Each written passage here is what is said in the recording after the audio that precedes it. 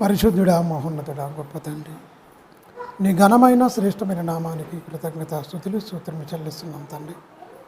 మా పట్ల నువ్వు చేస్తున్న ఆశ్చర్య కార్యాలు తండ్రి నాయన ఎన్నని మేము వివరించి చెప్పగలం తండ్రి. నువ్వు చేస్తున్న తండ్రి ఎన్నో కార్యములు తండ్రి, ఎన్నో మేలులకై తండ్రి కృతజ్ఞతాస్తుతులు చెల్లిస్తూ తండ్రి, స్థిరమైన విశ్వాసంతో తండ్రి నాయన మా చివరి శ్వాస ఉన్నంత వరకు నమ్మకమైన బిడ్డలుగా తండ్రి, నీ సాక్షిగా తండ్రి జీవించే అట్టి భాగ్యము, అట్టి ధన్యత నీ బిడ్డలమైన మాకు అనుగ్రహించండి. అలా జీవించడం తప్ప నాయన మేము ఏం చేయగలం నాయన? ఏమిచ్చి నీ రుణం చెల్లించగలం తండ్రి?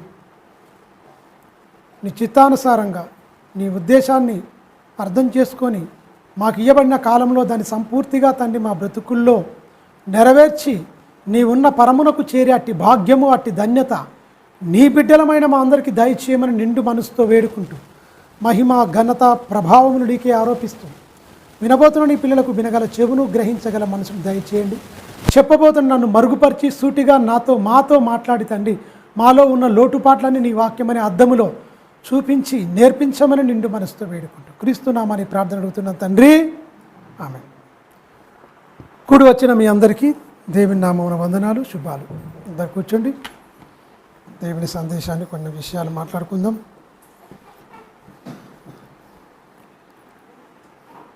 మంచిదండి. ఈరోజు పాఠం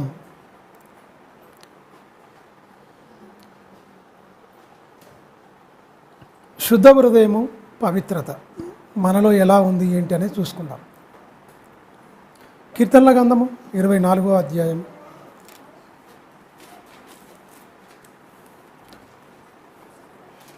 భక్తుడై చక్కని విషయాలు రాస్తున్నాడు. 24 కీర్తన 3వ వచనం నుంచి చాలా జాగ్రత్తగా చూద్దాం.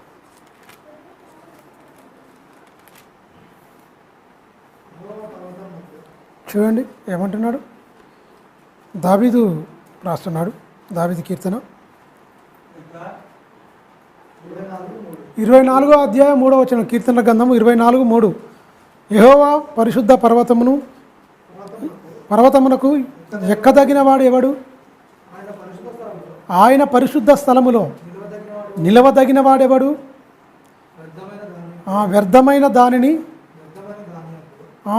వ్యర్థమైన దానియందు మనసు పెట్టకయు, కపటముగా ప్రమాణము చేయకయు, నిర్దోషమైన చేతులను, శుద్ధమైన హృదయము కలిగి ఉండువాడే వాడు యెహోవా వలన ఆశీర్వాదము నందను. చాలు.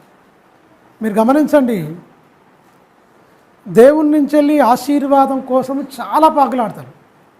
దేవుడు ఇవ్వాలి, ఖచ్చితంగా దేవుని దగ్గర మనం పుచ్చుకోవాలి, దేవుని దగ్గర మనం తీసుకోవాలి అంటే పైన చెప్పినే మనకేంటి ఇస్తా నేను ఖచ్చితంగా, కానీ నా వల్ల నీకు ఆశీర్వాదం పొందే అర్హత నీకుందా అని అడుగుతుండు. నా వల్ల నీకు ఆశీర్వాదం పొందే ఆ క్యారెక్టర్, ఆ గుణలక్షణాలు ఏదైతే నేను చెప్తున్నానో అది నీకు లేనంత కాలం నా నుంచే లేదు, రాదనే చెప్తుండు. అంటే నువ్వు అనుకున్నంత రాదు. నీతిమంతుల మీద అనీతిమంతుల మీద వర్షం కురిపించినట్టే కురిపిస్తాడు, అలాగనే చూస్తాడు. కానీ నువ్వు అనుకున్నట్టుగా ఆయన బిడ్డగా నువ్వు స్వీకరింపబడవు, ఆయన నుంచి నువ్వు వచ్చే ఆత్మీయ సంగతులను నువ్వు గ్రహించలేవు అని చెప్తుండు. శుద్ధ హృదయం ఉండలేకపోతే, మనల్ని మనం పరీక్షించుకోకపోతే, నిర్దోషం కపటంగా ప్రమాణం చేసినా కష్టమే. ప్రమాణం ఏంటట? కపటమైన ప్రమాణాలు కూడా ఉంటాయా? ఖచ్చితంగా. అందుకనే చెప్తుండు చూడండి, యెహోవా పర్వతము ఎక్కాలంటుండు. ఎక్కదగిన వాడు ఎవడు? పరిశుద్ధమైన పర్వతం ఎక్కాలి అంటే అది దాన్ని ఎక్కాలంటే ఏంటి? మీరు గమనించండి. ఇది మన ఆత్మీయంగా మనం అనుకుంటే, పరలోకం వెళ్ళాలి అని నువ్వు అనుకుంటే, వెళ్ళిపోవాలి నువ్వు ఒక్కొక్క మెట్టు అనుకుంటే, మన ఆత్మీయ జీవితంలో ప్రతిదీ మీరు గమనించండి అని చెప్పిన మాటల ప్రకారంగా మనం ఖచ్చితంగా ఉండాలి. 4వ వచనంలో మాట అంటుండు చూడండి, ఏమంటున్నావు? వ్యర్థమైన వాటి యందు మనసు పెట్టక. అంటే వ్యర్థమైన వాటి అందే మనసు పెడతారా? అంటే దేవుని మీద మనసు ఉండదా? కష్టాలు, కన్నీళ్ళు, శోధనలు, ఇబ్బంది వచ్చినాయి అనుకోండి, ఎక్కడికి వెళ్ళిపోతాయి మన ఆలోచనలు? మంచి మీదకి వస్తాయా? వ్యర్థమైన వాటి మీదకి వెళ్ళిపోతాయా? వ్యర్థమైన వాటి యందు మనసు పెట్టక అంటుడు. ఖచ్చితంగా నొక్కి చెప్తుండు అక్కడ భక్తుడు. వ్యర్థమైన వాటి యందు మనసు పెడతారనా పెట్టరనా? ఈ మాట చాలామంది మనుషులందరూ నమ్ముకున్న వాళ్ళు సైతము వ్యర్థమైన వాటి అందే మనసు ఖచ్చితంగా పెట్టుతారు అంటుండు. ఇంకా కపటముగా ప్రమాణం చేస్తారంటుడు. వ్యర్థమైన వాటి ఇంకోటి కిందేమంటాడు ప్రమాణంలో కూడా కపటమైంది. దేవుని దగ్గర కూడా ప్రమాణం అంటే మొక్కుంటారు కదా, మామూలుగా ఏదైనా సరే ఏదైనా మొక్కుంటారు కదా, ఏదైనా జరిగితే మంచిగా మేము చేస్తామని. అదేంటి జరిగితే ఎమ్మటే జరగాలని మనకుంటుంది. ఎప్పుడు జరగాలో ఆయన జరిగిస్తాడండి. ఎప్పుడు ఏం జరగాలి, ఎప్పుడు ఏం చేయాలో ఆయన చేతిలో ఉంటుంది. ఆయన చేస్తాడు ఖచ్చితంగా. ఎందుకంటే ఆయన సర్వశక్తి గల దేవుడు. అన్యాయం చేయుట అసంభవం. నీకు ఎప్పటికైనా మేలే చేస్తా తప్ప కీడు అనేది ఆయన నుంచే రాదు. కీడు ఎందుకైతే దొరికేనా? ఎందుకైతే మనం ఆయన మాటల ప్రకారంగా బతకకపోవడమే మనకు అనేది మనమే తెచ్చుకునే కీడు తప్ప ఆయన నుంచి ఏ కీడు రాదు. కీడు చేసేవాడుగా దేవుడు. నీకు మేలు చేసేవాడు, నిన్ను ప్రేమించేవాడు, నిన్ను సంరక్షించేవాడు, నిన్ను పోషించేవాడు, అనుక్షణము నిన్ను కులుకగా నిద్రపోక నిన్ను కాపాడువాడు. ఏమన్నాడు? ఇజ్రాయెల్ని కాపాడువాడు యెహోవా, కులుకడు నిద్రపోడు. అప్పుడు నిద్రపోయిన అప్పుడు పోలే, మరి ఇప్పుడేమన్నా పోతుండా? ఇప్పుడు నిరంతరం నిన్ను కాచి కాపాడుతున్నాడు. తల్లి మరిచినను తండ్రి మరిచినను నిన్ను నేను మరవను విడువను బెడాబాయనని వాగ్దానం చేసిన దేవుడు ఆయన దగ్గరకు వచ్చిన తర్వాత ఆయన చెప్పిన మాటల ప్రకారం మనం ఉండాలి. వ్యర్థమైన వాటి యందు మనసు పెట్టుకొనక కపటంగా నువ్వు ప్రమాణం చేయవద్దు అంటున్నాడు. నిర్దోషమైన చేతులను శుద్ధ హృదయము కలిగి ఉన్నవాడే అంటే ఉండాలి. దేవుడు కోరుకుంటుండు, నాకు ఇలా ఉండాలి, అలా ఉండదు, శుద్ధ హృదయం ఉండాలి. కపటంగా ప్రమాణం చేసేవాడు నా వాడు కాదు, వద్దు, అలా ఉండకూడదు. వాళ్ళు నా పర్వతం కాదు, నా దగ్గర రాలేరు వాళ్ళు. మీ పాపములు మీ దోషములు ఏమన్నాడు? నాకు అడ్డొస్తున్నాయి. మీ నీతి క్రియలు ఏమన్నాడు? మురిగుడ్డలుగా ఉన్నాయి అంటాడు ఒక మాటలో యెషయా గ్రంథంలో. మురికి బట్టలు, మురికి గుడ్డలు మీ క్రియలు అంటే మీరు కడుక్కోవాలి ఖచ్చితంగా. నేను ఖచ్చితంగా వినేరకుండాన్నట్టు నా చెవులు మందం కాలేదు. మీకు సహాయం చేయాలి, మీకు చేయాలనుకుంటే నా హస్తం ఏమైనా కుర్చయిందా? ఎల్లవేళ నేను అందుబాటులో ఉంటా, మీరు అందుబాటులో లేకుండా పోతురు. నిరంతరం ఎనీ టైం నేను మీకు అందుబాటులోనే ఉంటా. మీరేం చేస్తారు? ఎనీ టైం మీరు దూరం అయిపోతున్నారు. మొదలు ఎలా దూరం అవుతున్నారు? పవిత్రమైన మనస్సాక్షి లేక, శుద్ధ హృదయం లేక, ఈ కపటమైన ప్రమాణాలు, అబద్ధాలు, నిర్దోషత్వం లేకుండా భయంకరంగా ఇలా ఉండడం వల్ల మనము దూరం అయిపోతున్నాం దేవునికి తప్ప నిరంతరం నిన్ను కాపాడేవాడు నిత్యము నీ ఎన్నంటే ఉంటాడు. కీర్తనకారుడు అంటాడు, నా వెనక నా ముందు ఆవరించావు తండ్రి అంటాడు. వెనక ముందు ఆవరించి ఉన్నావు నువ్వు అంటే అర్థమేంటి? నిన్ను వదిలడు, విడువడు, ఎడబాయడు అండి. ఎడబాయడు ఖచ్చితంగా. ఆయన మీదనే మనం మనసు పెట్టుకొని ఆయన మీదనే ఉండాలి. ఇలాంటి దేవుణ్ణి ఏమంటారు ఒకసారి చూడండి. ఇలా ఉండాలని దేవుణ్ణి అనుకుంటే ఇర్మీయా గ్రంథము 6వ అధ్యాయము 10వ వచనంలో ఇశ్రాయేలు ఎంత దుర్మార్గులు అంటే దేవుని వల్ల ఎన్నో కార్యాలు, ఎన్నో మేలుడు చేసినా కూడా సాతాను సంబంధులుగా మారిపోయి దేవుని మాటలకు హృదయంలో చోటు ఇవ్వక భయంకరంగా మారిపోయినండి. ఇర్మీయా గ్రంథము 6వ అధ్యాయం 10వ వచనం చాలా జాగ్రత్తగా చదువుదాం. ఇర్మీయా గ్రంథము 6వ అధ్యాయము. ఆయన ఏమని కోరుకుంటూ దేవుడు యథార్థంగా ఉండాలి, నిర్దోషమైన చేతులు మంచిగా ఉండాలి నాయన అని చెప్పిండు. ఆ మంచితనానికి ఎలాంటి సమాధి చేసిరో వీళ్ళు క్రూరంగా ప్రవర్తించి ఆలోచిస్తే చాలా బాధాకరం అనిపిస్తుంది. 10వ వచనం, 6వ అధ్యాయం 10వ వచనం. ఆ విందురాని నేను ఎవరితో మాట్లాడుదును, ఎవరికి నేను సాక్ష్యం ఇచ్చేదను? వారు వినుటకు వారు తమ మనసును ఏముండాలంటే వినాలంటే మనసు సిద్ధపరచుకొని ఉండాలి. మనసు లేకుండా ఉంటే ఏంటి? దేహం ఒక దగ్గర ఉంటుంది, మనసు దగ్గర ఉంటుంది. సిద్ధపరచుకొని ఉండాలి దేవుని సన్నిధికి వచ్చినప్పుడు. అందుకనే అంటాడు భక్తుడైన సొలొమోను గారు, మీరు దేవుని సన్నిధికి పోయినప్పుడు అనాలోచనగా పలకకూడదు. ఆయన ఆకాశం అందు ఉన్నాడు, మీరు భూమి అందు ఉన్నారు. మీ హృదయమును త్వరపడనీయకుడి. మీరు అనాలోచనగా దేవుని సన్నిధిలో ఒక్కటి కూడా ఏమాత్రం పలుకవద్దు. అంటే ఎన్ని అనాలోచన మాటలు మాట్లాడతారో మీరు గమనించండి. చాలా వరకు వేరే సంఘాలలో మీరు గమనించండి. ఎలాంటి లోక సంబంధమైన లోక వార్తలు, లోక ముచ్చట్లు ఎలాంటివి వస్తాయి అంటే వ్యర్థమైన మాటలు ఉచ్చరిస్తారు. అంటే వాటి యందు మనసున్నది. హృదయం నిండి ఉన్నదాన్నే నోరు మాట్లాడు అన్న మాట చేసుకుంటారు. నేను ఎవరికి చెప్తా, నేను వినాలంటే ఎవడు వింటున్నా మాటలు, వాళ్ళ మనసు అనేది సిద్ధపరచుకోలేదు అంటుండా. చదువునాను. ఇదిగో వారు చూడండి, యెహోవా వాక్యమందు చూడండి, యెహోవా వాక్యమందు మాటల యందు సంతోషము లేనివారై వాటిని ఏం చేశారండి, దానిని తునీకరించుదురు. అబ్బా, దేవుని మాటను తునీకరిస్తే మనుషులు బతుకులు ఎట్లా ఉంటాయి?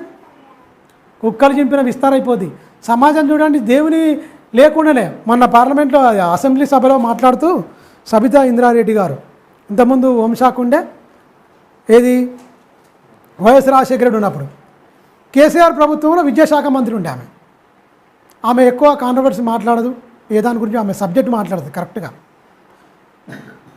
500 అత్యాచారాలు జరిగినటువంటి 8 నెలల్లో 500 అత్యాచారాలు మొత్తం ఈ చుట్టుపక్కలనే మొత్తం భయంకరంగా స్త్రీల మీద ఏం చేస్తుంది మన ప్రభుత్వం? ఎన్ని వేల మర్డర్లు జరిగిపోయి, 100ల మర్డర్లు చచ్చిపోయినారు, చంపుడు, అత్యాచారాలు, ఇంత క్రైమ్ రేట్ పెరుగుతుంది, ప్రభుత్వం ఏం చేస్తుంది అని గట్టిగా నిలదీసింది. ఆమెను నువ్వేం మౌఖం పెట్టుకొని మాట్లాడుతున్నావు అని డిప్యూటీ సీఎం బట్టి విక్రమార్క మాట్లాడాడు. మా అక్కగారు మమ్మల్ని మోసం చేసిపోయారని రేవంత్ రెడ్డి మాట్లాడారు. ఆమెను చాలా బాధ పెట్టి ఏడ్చింది. మీరు గమనించండి, ఇన్ని చట్టాలు చేస్తేనే మనుషులు కంట్రోల్ లేకుండా భయంకరంగా మారిపోతారు. దేవుడు ఇశ్రాయేలుకు ఒక చట్టం ఇచ్చింది. ఈ లోక చట్టాలన్నా మీరు ఇన్ని పెట్టుకున్నా కూడా అందరూ వాటిని ఏం చేస్తున్నారు? చట్టాలు రాత వరకే పరిమితమయ్యి తప్ప దాన్ని ఏంటి ఇంప్లిమెంటేషన్ అమలు చేసే కాడికి వచ్చే వరకు అందరూ దొంగలే కాబట్టి ఎవరు చేయడు. లోక చట్టం పోనీయండి, చేయకపోని కానివ్వండి, కానీ దేవుని చట్టం పర్ఫెక్ట్గా మన బ్రతుకుల్లో అమలు చేసుకొని పోతే తప్ప మనం పరలోకం వెళ్ళలేం. ఈ లోకంలో వినకపోయినా రకరకాల ఎన్నో లోల్స్, ఎన్నో బొక్కలు ఉంటాయి, రకరకాలుగా ఉంటాయి. మొత్తం లూప్ హోల్స్ ఎన్నో ఉంటాయండి. ఇప్పుడు ఎన్నో చట్టాలు ఉన్నాయి, ఆ చట్టాలు ఏంటి తప్పించుకోవడానికి ఎన్నో కూడా ఉంటాయి ఖచ్చితంగా అలా మొత్తం. కానీ దేవుని చట్టంలో ఒకటే, ఆదికాండం నుంచి నీకు ప్రకటన గ్రంథం వరకు మనిషి నువ్వు బాగుపడు, మనిషి నువ్వు మంచిగా బతుకు, మనిషి నువ్వు సరి చేసుకో. ఎందుకంటే నువ్వు ఈ లోక సంబంధివి కాదు. లోకానుసారంగా నువ్వు బ్రతకడానికి ఈ లోకానికి నిన్ను పంపలేదు. నేను పరిశుద్ధుడినై ఉన్న ప్రకారంగా మీరు సమస్త ప్రవర్తన యందు పరిశుద్ధులై జీవించండి, బతకండి, శుద్ధ హృదయంతో ఉండండి. నిన్ను వలె నీ పొరుగు వారిని ప్రేమించండి. ప్రేమ ప్రేమ ప్రేమ. ఆజ్ఞలు గాయకుంటే ప్రేమిస్తావు, నువ్వు ఆజ్ఞలు గాయకపోతే ప్రేమించవు. నీలో ప్రేమ లేకుండా కసి, ద్వేషము, పగ, ప్రతీకారం ఉందని దేవుని వాక్యం నీలో లేనట్టే. దేవుని వాక్యం నీలో లేనట్టే. ఏముంది? దయ్యం ఉంది అక్కడ, దయ్యం కూర్చుంది, అది ఆపరేట్ చేస్తుంది. దేవుడు పరిశుద్ధాత్మ నిన్ను ఆపరేట్ చేస్తే ఏంటి? అందరినీ ప్రేమిస్తావు, ఎవరి మీద పగబెట్టుకో, ఎవరిని అమర్యాదగా నడుచుకోవు, నువ్వు నీ స్వప్రయోజనాన్ని విచారించుకోవడం, మొత్తం ఖచ్చితంగా ప్రేమ కలిగే ఉంటావు. మొత్తం ప్రేమ కలిగే ఉంటావు, ప్రేమతోనే ఉంటావు. ప్రేమ గురించే మొత్తం అందరి గురించి ప్రార్థన చేస్తావు, అందరూ బాగుండాలని కోరుకుంటావు, అందరూ మంచిగా ఉండాలనే నీ అనునిత్యం నీ ప్రార్థనలు అదే ఉంటుంది నీ పోరాటం. ఏ ఒక్కరు నశించిపోవద్దు, అందరూ తండ్రి సన్నిధికి చేరాలి. పరిశుద్ధాత్మ అంటే ఏ ఒక్కరిలో ఇంత ఆవగింజంత కూడా స్వార్థం ఉండదు, నేను నా కుటుంబం ఉండదు.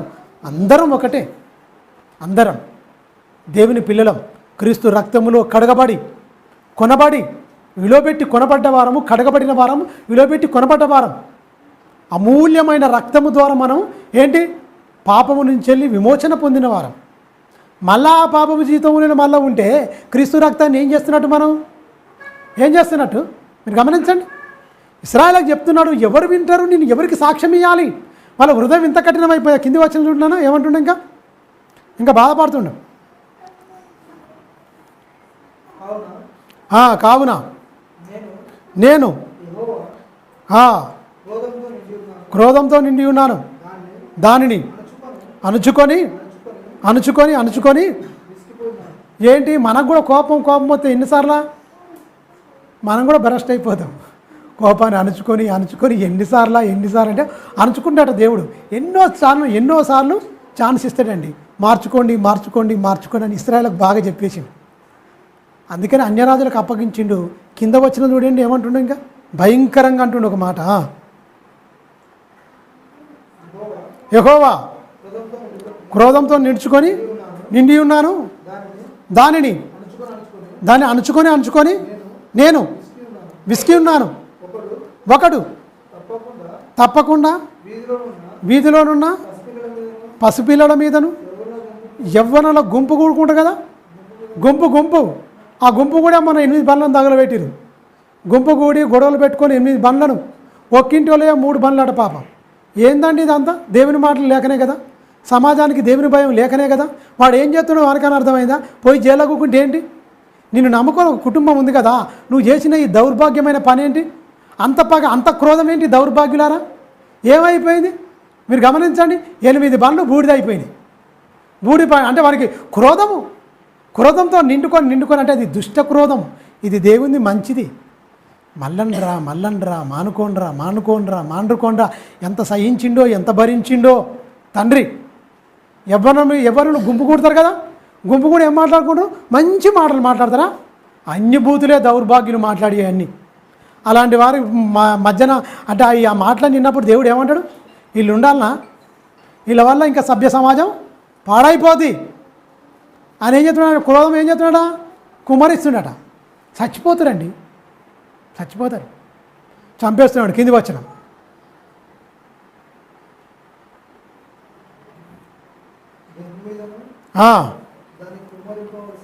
దాన్ని కుమ్మరింపవలసి వచ్చాను. భార్యాభర్తలను, వయసు మీరిన వారును, వృద్ధులను పట్టుకొని పడుదురు. ఏమీ మిగలకుండా వారి ఇల్లును, వారి పొలములను, వారి భార్యలను ఇతరులకి అప్పగింపబడతారు. మీరు చేసింది మీ నెత్తి మీదకి వస్తుంది ఖచ్చితంగా.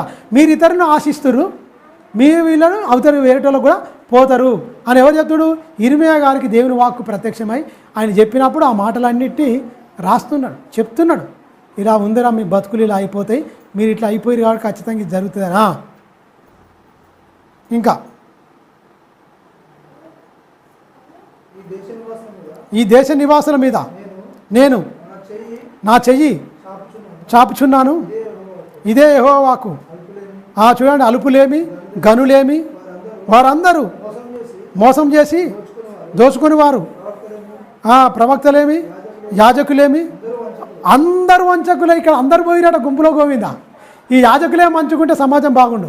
యాజకులేమి ప్రవక్తలేమి దోసుకునే వాళ్ళు దొంగలైపోయిరని చెప్తాడు. మారుమనసు గురించి చెప్పండి, పాపక్షమాపణ గురించి చెప్పండి, దేవుని ప్రేమ గురించి చెప్పండి, దేవుని ఉగ్రత గురించి చెప్పండి, దేవుని కోపం గురించి చెప్పండి. ప్రేమామయుడు కరుణామయుడు ఎప్పటిదాకా? నువ్వు బతికంతా నువ్వు పాపం చేసుకోవడం పోతే ఆయన ఎప్పటిదాకా ఉంటాడు? అణుచుకొని అంటుండు, అణుచుకోలేకపోతుండు. గుంపు గుండెల మీద కుమ్మరిస్తా అంటుండు. అందుకే పోతారు, రయ్యన పోతారు, బండి కింద పడి పుట్టిన పోతారు అంతే. అది మీద కూడా పోతారు. చూడండి పిల్లడు, వాడు ఎంత ఎక్సలెంట్, ఎంత గుంజుతాడు, మొయ్యం అంటాడు. మొన్న ఒకటి తీసుకుపోయాడు, అది ఏం చేసిండు? మన సైలెన్సర్ది వెనుక అది ఉంటుందిగా, సౌండ్ పొల్యూషన్ రాకుండా ఉంటుంది, దాన్ని తీసేసినాడు. బర్రు అంటుందిగా, ఎంత సౌండో. అది సౌండ్ పొల్యూషన్ రాకుండా వెనుక ఒక మూతలాగా పెడతాడు, చిన్న గొట్టంలాగా ఉంటుంది, అందులో నుంచి పొగ వస్తుంది. ఆ గొంట మొత్తం తీసేయండి. దౌర్భాగ్యం ఓపెన్గా ఉంది. అది ఏమంటుంది?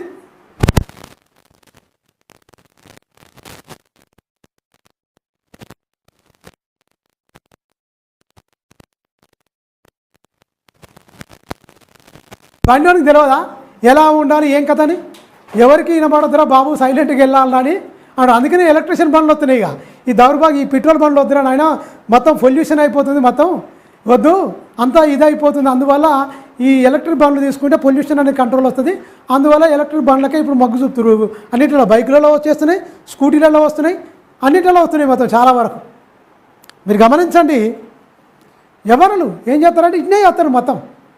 అలాంటి వారి నా ఉగ్రత అనేది ఉంటుంది. మళ్ళీ ఎందుకు తల్లిదండ్రులను కూడా ఇలా ఎందుకు చేస్తంటే వాళ్ళు క్రమశిక్షణతో పిల్లలు పెంచలేదు, అంగలార్చలేదు, ఏడవలేదు, వాళ్ళ కుటుంబ ప్రార్థన జీవితం లేదు.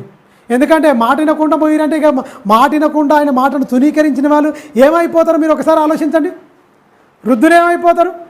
వృద్ధులు అనుభవంతో చక్కని జ్ఞానం చెప్పాలి. వృద్ధులే మొత్తం మొదువారిపోతే, వాళ్ళే దేవుని మాటలు పలకకపోతే ఇంట్లో ఉన్న ఏమైపోతాయి మీరు గమనించండి. అందరి మొత్తం వేసేస్తా అంటుండే ఒకటే మాట, అందులో అలుపులేమి గనులేమి మొత్తం తీసేస్తా. ఎందుకు ఈ కర్మ పట్టింది ఎరికేనా? దేవుని మాట వినకపోవడం. శుద్ధ హృదయంతో ఉండండి, మంచిగా బతకండి, చక్కగా జీవించండి, చక్కగా బతకండి అని చెప్తున్నాడు. అందుకనే మత్తయి సువార్తలో మీరు గమనించండి, అదే కీర్తనల గ్రంథం చూడండి ఒకసారి. ఒక్కసారి తప్పు చేసిండండి, 51:10 51:10 కీర్తనల గ్రంథం 51:10 10 నుంచి వెళ్ళి దావీదు గారు ఒకేసారి ఆయన జీవితకాలంలో మీరు గమనించండి, ఆయన పుట్టింది మొదలుకొని చచ్చిపోయేంత వరకు ఆ ఒకే ఒక తప్పు చేసిండని పాపం దావీదు. ఆ ఒక్క తప్పే ఆయనలో ఉంది, కానీ ఏ తప్పు చేయలే పాపం ఆయన. ఆ ఒక్క తప్పుకు ఎంత శిక్ష అనుభవించిండో, ఎంత పనిష్మెంట్ అనుభవించిండో, అబ్షాలోము ఎంత ద్రోహం చేసిండో, తన గర్భాన కొడుకే నీ ఇంటి వారికి నీ పిల్లలకు సదాకాలం యుద్ధమే అని చెప్పేసిండు పాపం. ఒక్క తప్పుకి ఇంత పనిష్మెంట్ చేస్తే మన జీవితంలో ఎన్ని తప్పులో. దావీదు గారు తన జీవితంలో ఒక్క తప్పు చేసినందుకు, ఉరియాను చంపించినందుకు, ఉరియా భార్యని అక్రమంగా తెచ్చుకున్నందుకు ఎంత భయంకరంగా ఆయన జీవితం ఉన్నది దొరికినా 10 మంది ఉపపత్నులను అబ్షాలోము అనేవాడు దౌర్భాగ్యుడు చెరిపేస్తాడు మొత్తం. ఆడేమన్నా వాడిని చంపేస్తాడు మొత్తం. కుటుంబం యుద్ధం అయిపోయిందంటే ఒక్క తప్పుకు కుటుంబం మొత్తం సదాకాలం యుద్ధం అయిపోయింది, మొత్తం నాశనం అయిపోయింది కుటుంబం మొత్తమే. అంటే మీరు గమనించండి, నెమ్మది ఉందా అండి దావీదు కుటుంబంలో? చెట్లపోయి గుట్లపోయి పరుగులు తీసిన పాపం, కత్తి పట్టుకొని యుద్ధం చేసిన వాడే, 40 సంవత్సరాలు ఇశ్రాయేలు ప్రజలను పరిపాలించిన వ్యక్తే పాపం. ఎందుకు ఆ గతి పట్టింది? ఎందుకంత ఇబ్బంది పట్టింది ఆయనకు? ఆ చిన్న తప్పుకు, ఒక్క తప్పుకే దేవుడు ఇంత పనిష్మెంట్ ఇస్తే మన బతుకులో ఎన్ని తప్పులో లెక్కేసుకుంటే మరి ఎన్నో. ఇది ఒకటే అని ఉంది, దావీదు గారు ఇది ఒకటే చేసిరని ఉంది. దానికే ఎంత పశ్చాత్తాపడుతుండే మహనీయుడు చూడండి పాపం. చదువునాను 51:10 కీర్తనల గ్రంథము 51:10 దేవా నా యందు శుద్ధ హృదయము కలగజేయము, నా అంతరంగములో స్థిరమైన మనసు అంటున్నాడు. నా అంతరంగములో చంచలత్వం లేకుండా, అస్థిరత్వం లేకుండా, చంచలుడుగా నేను మారకుండా స్థిర మనసు ఉండాలి. నా అంతరంగములో స్థిరం, భక్తిలో ఉండాలి, నేను పరిశుద్ధతలో ఉండాలి, పవిత్రతలో ఉండాలి, యథార్థతలో ఉండాలి, నీతిలో ఉండాలి.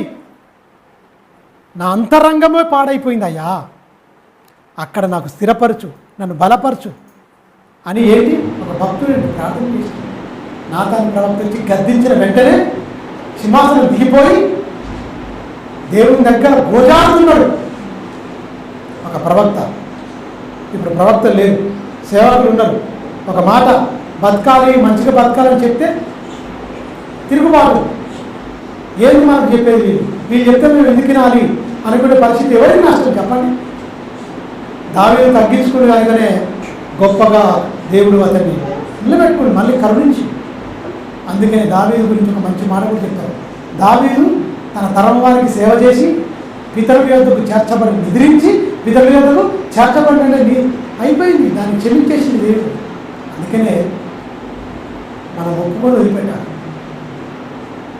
మన దోషము, మన పాపములు ఏదైతే లేవో అవి ఒప్పుకుంటే వదిలిపెట్టి ఏమైపోతుంది? కనికరం పొందుతాం. దావీదు కనికరం పొందింది. ఎందుకు? ఏడ్చి గోజాడి, తండ్రి నేను తప్పు చేశాను, ఖచ్చితంగా ఒప్పుకున్నాడు. ప్రవక్తను పంపించి నాతాను వచ్చి గద్దించి అమ్మటే బుద్ధి వచ్చేసింది. అయ్యో నేను చేసిందంత ఇంతదా, నా హృదయంలో ఏముంది? పాపం ఉందయ్యా. నా హృదయ అంతరంగంలో ఏముంది? స్థిర మనసు లేదయ్యా, నాకు స్థిర మనసు కలగది. అస్థిరమైన మనసు ఉంది, చంచలత్వం ఉంది, ఏదో కావాలని కోరుకుంటున్నా అనుకున్ననే ఇంత మోసానికి గురి కట్టిన ఒక నీతిమంతుని నేను చంపించాను, అని బాధపడ్డాడు. కింది వర్షం 10-11 త్వరగా. నీ సన్నిధిలో నుండి నన్ను తోసివేయకు, నీ పరిశుద్ధాత్మను నా ఎదురు నుండి తీసివేయకు. ఎవరన్నా ప్రార్థన చేస్తున్నారని ఏదైనా తప్పుడుగా మనం మాట్లాడినప్పుడు అయ్యో పరిశుద్ధాత్మ లేకపోతే ఇలాంటి బూతులు వస్తున్నాయి, పరిశుద్ధాత్మ లేకపోతేనే నన్ను నాలో నుంచి ఇలా అయితే నేను ఇలాంటి పాడు పనులు చేస్తున్నా, మనసుకు విరుద్ధమైంది అని ఆలోచన వస్తుందా? నీ పరిశుద్ధాత్మ నాలో నుండి తీసివేయకు. నీ రక్షణ ఆనందము నాకు మరలా గుర్తించుము. సమ్మతి గల మనస్సు కలుగజేసి. సమ్మతి గల మనస్సు, సమ్మతి ఉండాలి, స్థిరమైన మనసు ఉండాలి, నెమ్మది శాంతి, పూర్ణ శాంతి నాకు కావాలి, సమ్మతి గల మనసు నాకు కావాలయ్యా, స్థిరమైనది కావాలి, నా అంతరంగంలో ఉండాలి నువ్వు ఖచ్చితంగా. పరిశుద్ధాత్మలోని ఆనందము, ఆ సంతోషం ఆనందం తీసేయను. అంత మంచి ప్రార్థన అండి, అంత మంచి ప్రార్థన. ఎంత గోజాతం దేవుని దగ్గర చేసిన తప్పును ఒప్పుకొని వదిలిపెడితే ఎంత ధన్యుడు దేవుని దృష్టిలో. దేవుని దగ్గర కనికరం పొందుతారండి. కింది వచనం ఇంకా, నన్ను దృఢపరచును, నన్ను దృఢపరచును, అప్పుడు అప్పుడు అతిక్రమము చేయవారికి అతిక్రమము చేయవారికి నీ త్రోవను బోధించదును. నీ త్రోవను నేను బోధిస్తా, ఎందుకంటే నేను తప్పిపోయినా కూడా తప్పిపోయినప్పుడు నేను ఏం చేస్తా, బోధిస్తాయా ఖచ్చితంగా. నీ త్రోవను బోధించదును. పాపులను నీ తట్టు తిరుగుదురు. పాపులప్పుడు నేను బోధిస్తే తప్పు, పాపులంతా నీ తట్టు తిరగదురు. దేవా దేవా నా రక్షణకర్తయగు దేవా, నా రక్షణకర్తయగు దేవా, రక్తాపరాధము నుండి నన్ను విడిపింపుము. చూడండి, ఒకరిని కనిపించాను, రక్తాపరాధం నుండి నన్ను విడిపించు. నేను ఒక నీతిమంతుడు, ఉరియా చాలా మంచివాడు తెలుసు, నీతిమంతుడు. అది నాకు రక్తపరాధం అయిపోయింది, నన్ను విడిపించు తండ్రి. ఇప్పుడేంటి మనిషిని చంపే అవసరం లేదు, నువ్వు వెళ్తున్నా అంటే అయిపోతుంది నరహత్య. ఏ నరహంతకుని యందు జీవం లేదు, ఏ నరహంతకుని యందు నిత్య జీవం లేదన్నాడు. ఇప్పుడు వెళ్తున్నా అని చెప్తే చాలు, నువ్వు వెళ్తున్నా అంటే చాలు, నువ్వు వెళ్తున్నా అంటే చాలు, ఏమైపోతుంది, నరహత్య చేసినట్టే, నరహత్య చేసినట్టే. నరహత్య చేస్తే ఏమైపోతుంది, ఏ నరహంతకుని యందు నిత్య జీవం ఉండదని చెప్పేసి ఖచ్చితంగా. ఇప్పుడు మాటలతోనే హత్యలైపోతుంది అని చెప్పాడు. అప్పుడు ప్లాన్ వేసి పంపించాడు పాత నిబంధనల ప్రకారంగా. ఇప్పుడు మాట, నువ్వు మాటలలో పోతావు, ఒకటే మాట. ఇప్పుడు నీలో జీవం ఉండాలని ఖచ్చితంగా, నువ్వు మరణంలో జీవనం దాటున్నానంటే నీ మాట జాగ్రత్త, చాలా జాగ్రత్త. అప్పుడు అప్పుడు నా నాలుక నీ నీతిని గూర్చి, చూడండి, అప్పుడు నా నాలుక నీ నీతిని గూర్చి ఉత్సాహగానము చేయను. ప్రభువా నా నోరు నిన్ను స్తుతిని, నా నోరు నిన్ను స్తుతించును, ప్రచురపరచినట్లు నా పెదవులను తెలుగుము. చూడండి, నా పెదవులు తెలుగు. ఇంతగా ఆయనకి ఇష్టమైన ఆడుతున్నా, దేవుడికి ఇష్టమైన ఆడుతున్నా ఈ ప్రార్థనలో మొత్తం. దేవుడికి ఏది ఇష్టమో ఎరిగిపోడండి దావీదు. అందుకనే ఒకే ఇయ్యలే ఆయన టైటిల్, యెషయా కుమారుడైన దావీదు నేను కనుగొంటిని. అతడు నా ఇష్టానుసారుడైన మనుషుడు, నా ఉద్దేశములన్నీ నెరవేర్చేవాడు, నా ఉద్దేశములన్నీ నెరవేర్చును. అంత మాట గమనించండి, నెరవేర్చేవాడు. అందుకని తెలుసు కనుకనే, తండ్రి ఉద్దేశములు తెలుసు కనుకనే తప్పిపోయే కుమారుడు ఒక్కసారి ఏడుస్తూ బాధపడుతూ, అయ్యా సంతోషగానం చేస్తా, నిన్ను కీర్తిస్తా, నిన్ను స్తుతిస్తా, నిన్ను ఆనందపరుస్తా, ఖచ్చితంగా నాకు ఇవ్వు అంటున్నాడు. మీరు గమనించండి, అది ఉండాలి ఖచ్చితంగా. మత్తయి సువార్త 5:8 చెప్తుంది నూతన నిబంధనలో కూడా.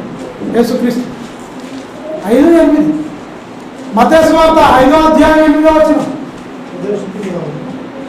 హృదయ శుద్ధి గల వారు ధన్యులు వారు. ఎవరు చూస్తారట అంటే హృదయం శుద్ధి లేకపోతే ఏమైపోతుంది, చూడకపోతే ఎక్కడ పోతాం, పాతాళం. హృదయ శుద్ధి గల వారు ధన్యులు వారు దేవుని చూసేతను, దేవునితో సావాసం, దేవునితో నీకు వడంబడిక, నిబంధనలు అయిపోతావు ఖచ్చితంగా. ఆయన వాక్యమును, ఆయన కట్టడలను, ఆయన విధులను నువ్వు పాటించి ఖచ్చితంగా నీ బ్రతుకులో నువ్వు నెరవేర్చు ఖచ్చితంగా. మీరు గమనించండి, హృదయ శుద్ధి గల వారు ధన్యులు వారు దేవుణ్ణి చూస్తారట. చూడాలంటే నీ హృదయం ఉన్నాడు శుద్ధీకరింపబడాలి. ఆయన శుద్ధిగా ఉండాలి, పవిత్రంగా ఉండాలి, యథార్థంగా ఉండాలి. అందులో కపడం ఉండదు, అందులో మోసం ఉండదు. ఎలా ఉండాలి, పర్ఫెక్ట్గా నేను నచ్చేటట్టుగా, నేను మెచ్చేటట్టుగా మీ జీవితాలను వాక్యానుసారం కట్టుకోండి అంటున్నాడు. వాక్యానుసారంగా కట్టుకోండి ఆయన అని చెప్తున్నాడు. ఎఫెసీయుల రాసిన పత్రిక చూడండి ఒకసారి, సంఘానికి మనకు పోల్చి చెప్తుండండి. చాలా వండర్ఫుల్ మంచి మాటలు అక్కడ ఉంది. 5వ అధ్యాయం 26-27 వచనాలు. అపోస్తుడైన పౌలు ఆత్మీయ కుమారుడైన తిమోతికి చెప్తూ క్రీస్తు సంఘానికి ఉండవలసిన 26:5-26-27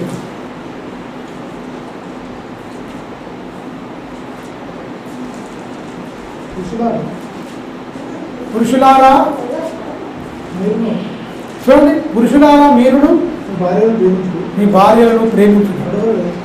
చూడండి, పురుషులారా ఫస్ట్ ఎందుకు ఎత్తుకున్నా మాట చెప్పాలి. ఫస్ట్ ఎందుకు ఎత్తుకున్నా మాట, పురుషులారా, పెళ్ళైన పురుషులారా మీ భార్యలను ప్రేమించుడి. అటువలే చెప్తూ పురుషులారా మీ భార్యను ప్రేమించడం చెప్తూ ఫస్ట్ అటువలే క్రీస్తు కూడా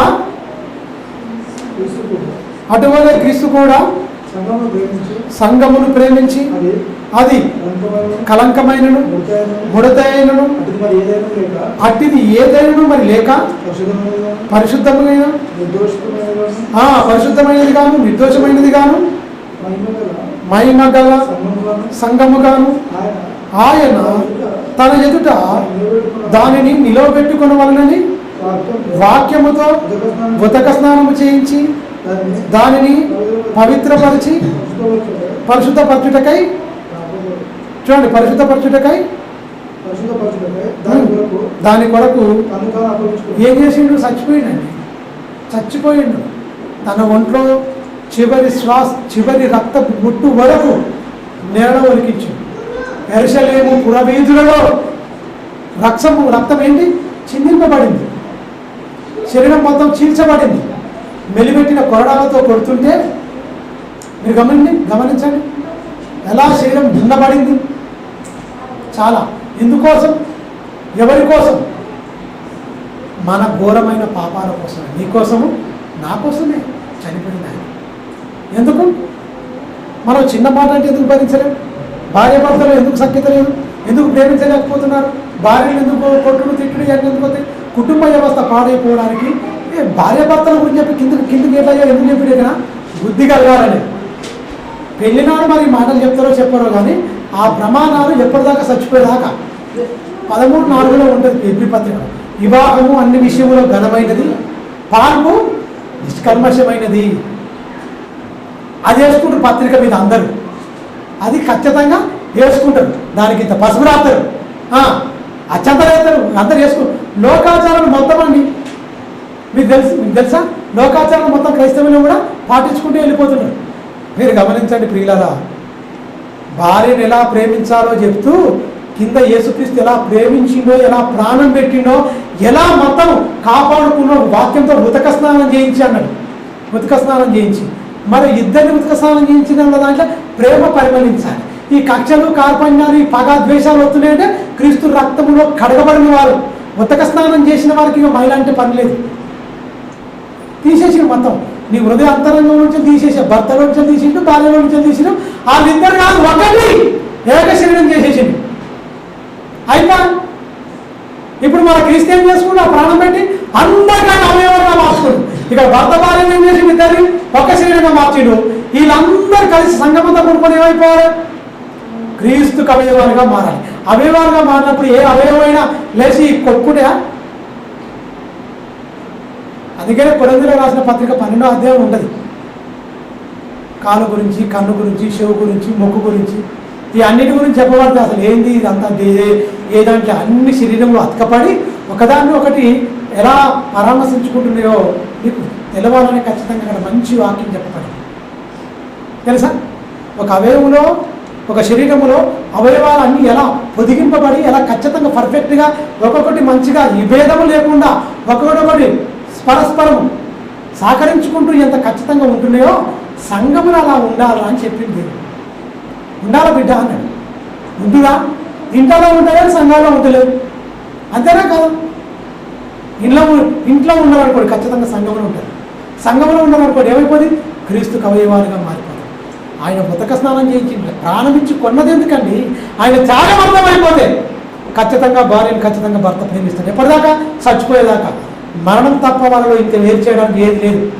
మృతమ్మ అంటదండి నయంతో, అత్తగారితో అంటది. ఏమంటుందండి? మరణం తప్ప మనల్ని వేరు చేయడానికి ఇంకేది లేదు. అంత మాట చెప్పిందండి, మీరు గమనించండి.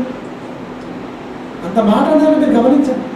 అంత గొప్ప మాట అన్నది అంటే మనకు అర్థమైపోయింది. ఇప్పుడు కొత్త నిబంధన రాకమునిపి అంత గొప్ప మాటలు చెప్తే ఈ పరిపూర్ణమైన గ్రంథం వస్తే ఎంత బాగుండునో మీరు గమనించండి. ఎలుకానా అన్న భర్త ఉన్నాడు కదా, ఎలుకానా పిల్లలు లేరు, ఏడుస్తుంటుంది, బాగా ఇబ్బంది పెడుతుంటుంది పిల్లలు. కానీ ఏమంటాడండి భర్త, ఇది లేదు ప్రేమించాలని, ఈ వాక్యం లేదండి. కానీ ఆయన ఏమన్నాడు, 10 మంది కుమారుల కంటే నీకు ప్రియమైన వాడను నేను కానా? ఎందుకు వ్యాకుల పడుతున్నావు, ఎందుకు ఏడుస్తున్నావు, ఎందుకు నువ్వు మదన పడుతున్నావు? భార్యను ఓదార్చడండి. ఈ భార్య ఉన్న అగ్రభాగం పెద్ద భార్య అయిన అన్నాకే ఇష్టం. ఆమె పిల్లలు ఉంటారు కాదు, ఫస్ట్ ప్రియారిటీ ఎవరిస్తారు? అందుకనే గుణం అండి. చాలా వరకు అందం అంటారు. అందంకి అస్సలు ఇంపార్టెంట్ ఇలా బైబిల్ మీరు గమనించండి. అందంతో ఉన్నవారు కొంచెం గర్వం కూడా ఉంటుంది. మీరు గమనించండి. అందం అంటే ఒకటే మాట ఉంది బైబిల్. అందం మోసకరం, సౌందర్యం గతం చెడాం అన్నాడు ఒకటే మాట.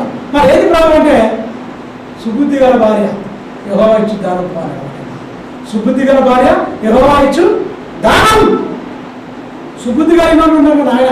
గుణమైన అక్షయమైన అలంకరణ మీ అంతరంగ స్వభావాలకు అలంకరించుకోండి. అబ్రహాము ఏమన్నది దశారమం, యజమానుడని పిలిచి తన్ను తాను అలంకరించుకోండి. భార్యలో చెప్పిండు, భర్తలో చెప్పిండు. భర్త కూడా చెప్పిండు, ఒరే బాబు నీ భార్యను నీ సొంత శరీరంలాగా ప్రేమించుకోమని చెప్పి. ఎవరు పాటితో బైబిల్కు మాత్రమే పరిమితమైపోయినాయి కనుక ఈ మాటలు ఎవరికి అర్థం కాలేదు. సంఘములో ఉండి చేర్చబడి క్రీస్తు రక్తములో కడగబడి ఆయన శరీరం తింటూ ఆయన రక్తాన్ని త్రాగుతూ ఆయన చెప్పిన మాట ప్రకారం బతకకపోతే, శుద్ధ హృదయం లేకపోతే, ఆ శుద్ధ మనసు లేకపోతే, హృదయ అంతరంగంలో స్థిరమైన మనసు లేకపోతే పరలోకం వెళ్ళగలమా? తండ్రి చిత్తాన్ని మనం నెరవేర్చగలమా? పరలోకానికి వెళ్ళగలమా అని ఏమన్నా ఉందా? ఎంత కష్టపడ్డాడండి ఆయన. వాక్యంతో వెతక స్నానం చేసి తన్ను తాను అప్పగించుకుండు. ఇక్కడ కూడా దాంట్లో భార్యకు భర్త తనకు తాను అప్పగించుకోవాలి, భార్య కూడా తన భర్తకు తనకు తాను అప్పగించుకోవాలి. మొత్తం వాళ్ళిద్దరు ఒకటే శరీరం, నువ్వు వేరు నేను వేరు అని మీ ఇద్దరిని ఒకరొకరు పెట్టుకోవడానికి లేదు. బైబిల్ అనేది ఖచ్చితంగా చెప్తుంది. వివాదాలు వస్తున్నాయని ఖచ్చితంగా వాక్యం తెలియలే వివాదం పెట్టుకుంది. అలా పెట్టుకోవడానికి అస్సలు లేదు. ఎందుకంటే యేసుక్రీస్తు అలా పెట్టుకోవాలంటే సంఘం ఉంటుందా? మనం ఎంత ఘోరమైన పాపలు, ఎవరినైనా పాపాలు ఎత్తి చూపించిందా? తప్పిదాలు అన్నాడా? ఏమన్నాడు? ప్రేమ అనేకమైన దోషములు కప్పే కదా ప్రాణం పెట్టింది. మనం ఎందుకు తిప్పుతాం మరి? లైవ్లో వెళ్తుంది, ఒక సహోదరుడు చెప్తుంది, ఒక భార్య పాపాలని చెప్తుండొచ్చు. అన్న ఇది పరిస్థితి అన్న నా భార్య ఇట్లా నోర్మోయి బైబిల్ చదువు ఖచ్చితంగా. ఆమె నువ్వు ఎవడానికి చెప్పింది, ఎవడానికి పంచమాయిల మాటలు చెప్పింది, ఎవరు చెప్పింది ఈ మాట? అది కలంకమైన మనం ఎంత ఘోరపాపం, ఎంత దరిద్రం, ఎంత దౌర్భాగ్యమైనప్పుడు క్రీస్తు ఏం చేసిండు? నీ పాపాలు ఇచ్చిండా? నిన్ను ప్రేమించిండు. నువ్వు ఎంత దౌర్భాగ్యం, ఎంత ఘోరమైన పాపవి, ఎంత భయంకరమైన ఊపిలో దిగున్నావో తెలుసా? శివరామం ఏంటో మనకు తెలియదు. అలాంటి వాళ్ళు ప్రేమించి సంరక్షించి ఆయన రక్తంతో నిన్ను ఉత్తక స్నానం చేయించిండు వాక్యంతో. ఎంచుతున్నామంటే పర్ఫెక్ట్ దొరకరండి. పర్ఫెక్ట్ నా భార్య ఇలా, నువ్వు అలా కాదు. భర్త భార్య పర్ఫెక్ట్ అనేది వాక్యంలోకి వస్తే సెట్ అయిపోతారు. ఆ ఊహించుకున్న అలా ఉంటే బాగుండు, నా భర్త ఇది కాదు. వాక్యం వల్ల ఒక శరీరంగా మారిపోతారు వాక్యం బాగా చదివితే. తెలుసా? చదువుతారు భక్తుల జీవితాలు చూసుకోండి. ఏ భక్తుడు తన భార్య నిందలేసిండు? యోసేపు మనసులో అనుకుంటాడు, నీతిమంతుడై ఉండి మరి గర్భవతంతుడు నాకు ప్రధానం మాత్రమైంది, మేము ఏకం కాలేదు, మేము ఇట్లా అయిపోయింది, ఎందుకులే అవమానపరచుడు ఎందుకు? ఎలా ఉంది చూడండి, పెళ్లి కాలేదు, గర్భవతం తెలిసింది యోసేపు మరియమ్మ మీద.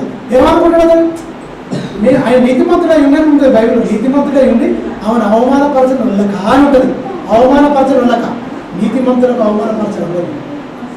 రహస్యముగా నినాడుతా నేను అనుకున్నాడు. కానీ దేవుడు తన దూతను పంపి దర్శనమిచ్చి, ఏం బాబు నువ్వు ఏం చెప్తున్నావు, అసలు నువ్వు నీతిమంతుడు, ఇది ఎందుకు? ఇది దేవుడి సంకల్పం. ఖచ్చితంగా నీ ప్రజలను నిన్ను కాపాడాలని ఒక ఆయన గుర్తుండి అందులో నీకో యెషయా గ్రంథంలో రాయబడిన మాట తెలియదా? గుర్తు చేసుకో అన్నట్టుగా నీకు చెప్పే స్వప్నం అని చెప్పే వరకల్లా ఎమ్మటే కనువింపు కలిగి ఎమ్మటే తల్లి గారికి నేర్చుకో. అది చనిపోయేంత వరకు ఇంకా ఎప్పుడు ఇది లేదు. గొప్పగా ఉంది బతికి నిందించలే, అవమానపరచలేదు. అప్పుడే అనుకుంటే ఒక్కసారి అప్పుడే అనుకున్నాడు. మొత్తం దేవత వచ్చి క్లారిఫై చేసింది, మొత్తం అనుమానాన్ని నివృత్తి చేసింది. ఆయన అనుమాన పడంలో న్యాయం ఉంది. అతను నీతిమంతుడు. మరి ఏంటి మరి ఇలా అనుకుంటే జనులు ఏమనుకుంటారు? ఏంటి జనుల కోసం భయపడతారు? లోకం కూడా ఉంటుందిగా, భయం ఉంటుందిగా ఖచ్చితంగా. ఎట్లా అనుకుంటారు? ఏంటి పరిస్థితి లేదు అది అనుకుంటారు. ఆలోచించండి. దేవత చెప్పిన లోకమంతా ఒకటైనా ఈయన మాత్రం భార్య గుండెలు పెట్టుకొని చూసుకుంటారు. అలాంటివి ఉన్నారు. ఇంకా ఈ వాక్యం రాలేదు. ఆయన కూడా ఈ వాక్యం కొత్త నిబంధన లేదు తెలుసా? యోసేపుకు కొత్త నిబంధన ఉందా? మరి వార్త యోసేపు ఉందా? వాళ్ళందరూ ఎక్కడ ఉన్నారు? పాత నిబంధన కింద కొన్ని రాలేదు. ఆ బలు అర్థం ఇచ్చేది మొత్తం కొత్త పాత నిబంధన. కొత్త నిబంధన యేసుక్రీస్తు రక్తంతో అవి మొత్తం స్టాప్ అయిపోయినాయి. మొత్తం బలులు, పండుగలు, ఈ ఆచారాలు, శరీర సంబంధం మొత్తం అయిపోయినాయి. ఒకసారి మీరు ఆలోచించారు. కలంకమైన ముడతైన లేకుండా ఇందులో చాలా డెప్త్ ఉండదు. గమనించండి. వీళ్ళు పర్ఫెక్ట్ ఉంటేనే మనం ఎదిగే పిల్లలు పర్ఫెక్ట్ ఉంటాయి. ఎదిగే పిల్లలు పర్ఫెక్ట్ ఉంటేనే కుటుంబాలు అనేది ఒక దైవికమైన కుటుంబంగా వ్యాపిస్తాయి. భర్త భార్యలు ఫెయిలియర్ అయినప్పుడు వాళ్ళ వివాహ దాంపత్యంలో ఇదైపోయినప్పుడు మీరు గమనించండి.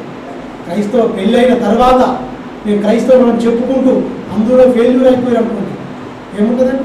దేవుడు పెద్దానికి లెక్క ఖచ్చితంగా కలుగుతాడు. మీరు గమనించండి. అందుకనే ఒక మంచి మాట తిమోతికి రాసిన పథకం 1 తిమోతి 5వ వచనం నుంచి చాలా జాగ్రత్తగా చెప్తున్నారు. ఎలా ఉండాలి ప్రేమతో, ఎంత మంచిగా బతకాలి, అసలు ఏంటి? తిమోతికి రాసిన మొదటి పత్రిక 1వ అధ్యాయం 5 నుంచి 8 వచనాలు 7 వచనాలు 5 నుంచి 7 వచనాలండి. ఉపదేశ సారం మనకు అర్థమైపోతుంది. ఉపదేశ సారం అనగా ఏమనగా పవిత్ర హృదయం. చూడండి, పవిత్రత హృదయం అంటే మనకి ఏమిటో మొట్టమొదటి ఉపదేశ సారం నీలోకి వస్తే పవిత్రమైన హృదయం వస్తుంది. పవిత్రమైన హృదయం నుండి మంచి మనసాక్షి నుండి కూడా వస్తుంది. మంచి మనస్సాక్షి నుండి నిష్కాపట్యమైన విశ్వాసం నుండి మంచి మనస్సాక్షి నుండి కలుగు ప్రేమయే. అయితే ఇది మంచిగా ఉపదేశ సారం ఈ అన్నతే అట. ఈ అన్న వచ్చినాక కొందరు ఏం చేస్తాడు? మానుకుంటారట. అమ్మ ఈ వద్దున ఈ వద్ద ఏమైపోతాం? నిష్ఫలమైన అంధకార సంబంధమైన క్రియలు చేయడానికి భ్రష్టుడు అయిపోతాడు. కొందరు వీటిని మానుకోనట్టు,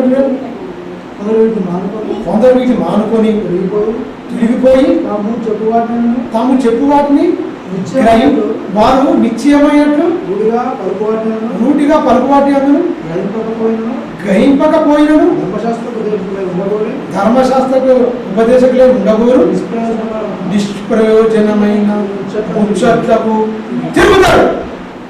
తిరిగి అంటే ఏంటి? మానుకుంటాడు అంటే ఏంటి? ప్రేమ లేకపోతే కష్టం. మంచి మాట చెప్తుండు. ప్రేమ ఉండాలి, శుద్ధ హృదయం ఉండాలి. ఇవన్నీ ఉంటేంది? ఉపదేశ సారం నీలో పనిచేస్తున్నాడు. ఉపదేశ సారము దేవుని వాక్యము నీలో పనిచేస్తున్నాడు. పని చేయకుండా వద్దు అనుకుని నువ్వు బయటికి వెళ్ళకపోయినా మందు వేసుకుంటే ఏమైపోతుంది? రోగం తక్కువ అయిపోతుంది.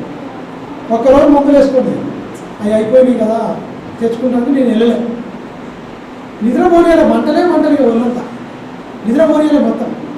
వెంబడే పోయి ఆ మందు వేసుకున్న తర్వాత మళ్ళీ జర కంట్రోల్లోకి వస్తుంది.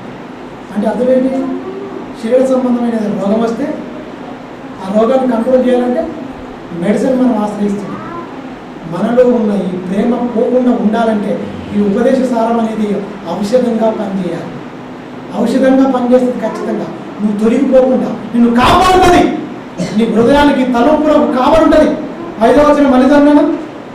ఉపదేశ సారము ఏమనగా పవిత్రమైన హృదయం అంటుంది. చూడండి, మంచి మనస్సాక్షి నిష్కాపట్యమైన విశ్వాసము కలుగు ప్రేమయే.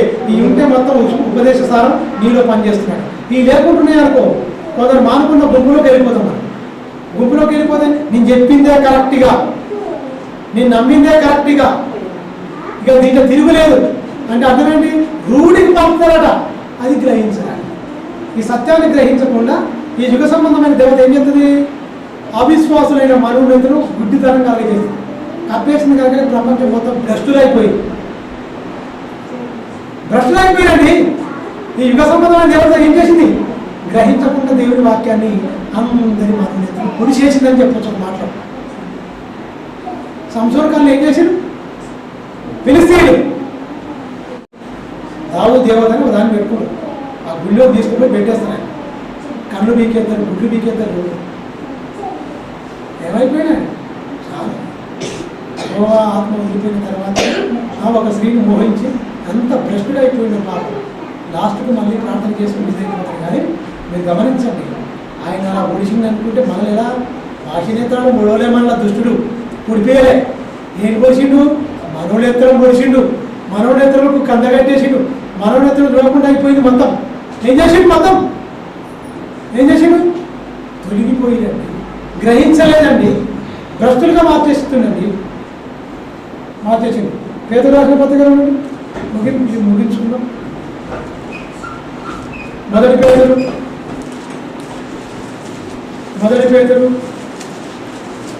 మొదటి అధ్యాయం 22 నేను చదివాను. అంటే మీరంటే మనం అందరం బాప్తిసం తీసుకుని బాప్తిసం తీసుకొని క్రీస్తు రక్తంలో కడగబడి మన పాపాలు ఒప్పుకొని వదిలిపెట్టి శుద్ధీకరించుకున్న మనల్ని చెప్తుంది. మీరు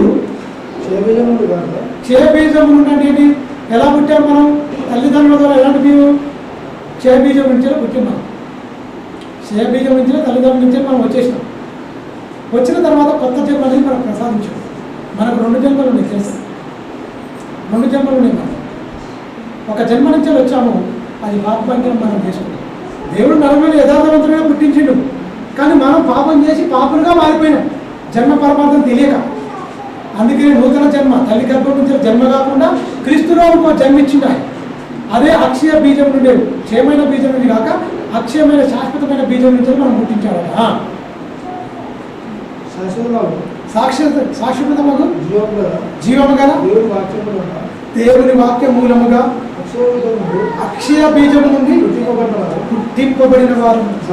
ఎవరైతే అక్షయ బీజం నుంచి పుడతారో, పుట్టామని తెలుసుకుంటారో, ఆ జ్ఞాపకాలు మర్చిపోకుండా స్థిరమైన విశ్వాసంతో, శుద్ధ హృదయంతో, మంచి మనస్సాక్షితో ఎవరైతే ఉంటారో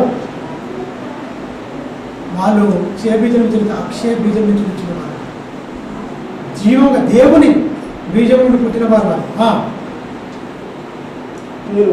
మీరు సత్యమునకు విధేయులుగా ఉంటే చేత మీ మనసులను మీరేంటి? మన సత్యానికి విధేయుల ఉంటే చేత ఏమైనా మన మనసులను ఏం చేసుకుంటాం? పవిత్రపరచుకుంటాం. సత్యానికి విధేయత, అవిధేయత కాదు. విధేయతలో అయితే మనం ఏంటి? సత్యానికి విధేయులు అంటే లోబడితే, వాక్య ప్రకారంగా బతికితే ఏమైపోదాం? మన మనసులో ఏం చేసుకుంటాం? పవిత్రపరచుకుంటాం. అంటే కల్మషం ఉండదు, మంచి నిష్కాపట్యమైన ప్రేమ ఉంటుంది మనలో. కింది వచ్చి పవిత్రమైన ఒకరినొకడు హృదయపూర్వకంగా నిక్కడముగాను ప్రేమించుడి అని చెప్పిండు.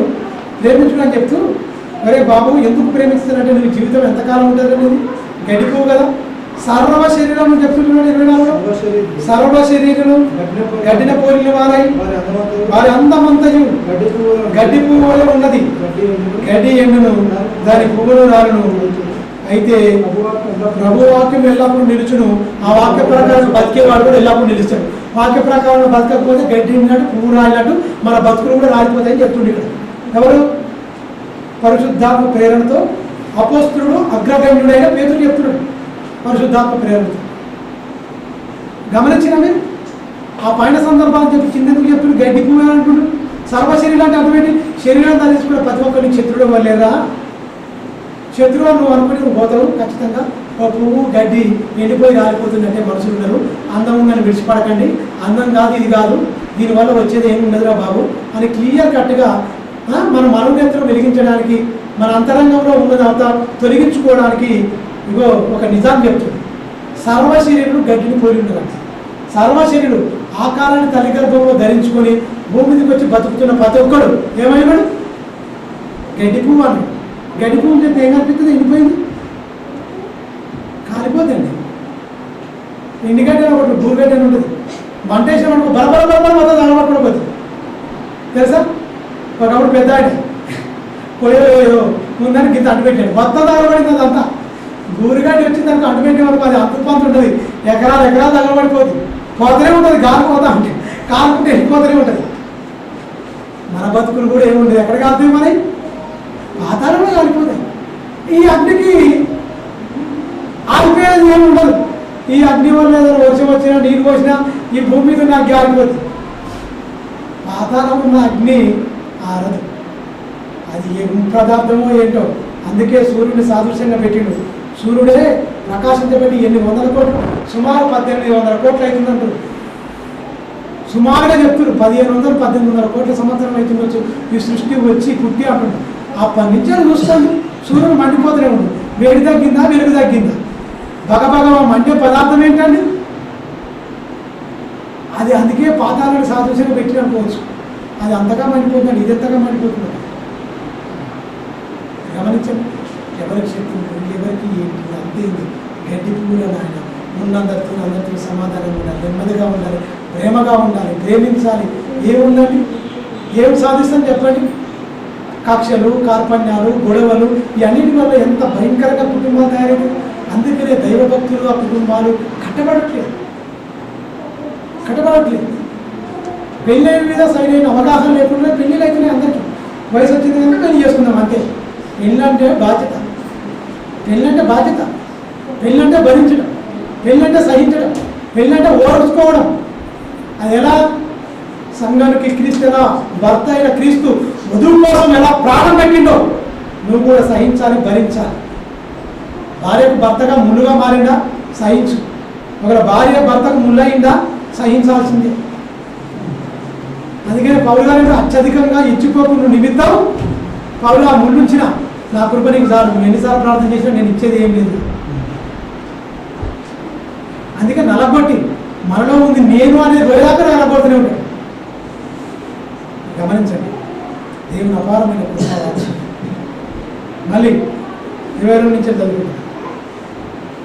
మీరు క్షయబీజం నుండి కాక శాశ్వతము జీవము గల దేవుని వాక్యం మూలముగా అక్షయ బీజము నుండి పుట్టింపబడిన అక్షయ బీజం అంటే దేవుని వాక్యం నీలోకి వచ్చింది. నీలో రూపాంతరం మారాలి, మొత్తం అంతరంగం మొత్తం మారాలి. మారు మనసు మతం కాదు మారేది, మనసు మారాలి, మార్చుకోవాలి. మనసు మారాలి. వేషధారణ మార్చుకోండి తప్ప మనసు ఎక్కడ మార్చుకోండి. మారాల్సింది మనసు అండి. అక్షయ బీజం నుంచి దేవుని గారు శాశ్వతమైన అక్షయ బీజం నుంచి పుట్టింపబడిన మనం వాక్యం ద్వారా మనలో అన్ని మార్పులు లోక సంబంధమైన ఉండకూడదు, నేరకూడదు. గనుక కపటమైన సహోదర ప్రేమ కలుగును. చూడండి, నిష్కపటమైన సహోదర ప్రేమ కలుగునట్లు మీరు సత్యములకు విధేయులు అగుట చేత మీ మనస్సును పవిత్రపరచుతుంది. పవిత్రపరచుకునే వారైంది ఒకడు హృదయపూర్వకంగా 100%గా. అందులో కొలత ఉండదు. దేవుడు ప్రేమిస్తే దేవుడి ప్రేమ కొలత ఉందా? ఆ దేవుడి ప్రేమ నీలో చూపించగలవా? ఆ దేవుడి ప్రేమ నీలో చూడాలనుకుంటున్నాడు. మీరు ఎవరికి పుట్టారు అంటాడు?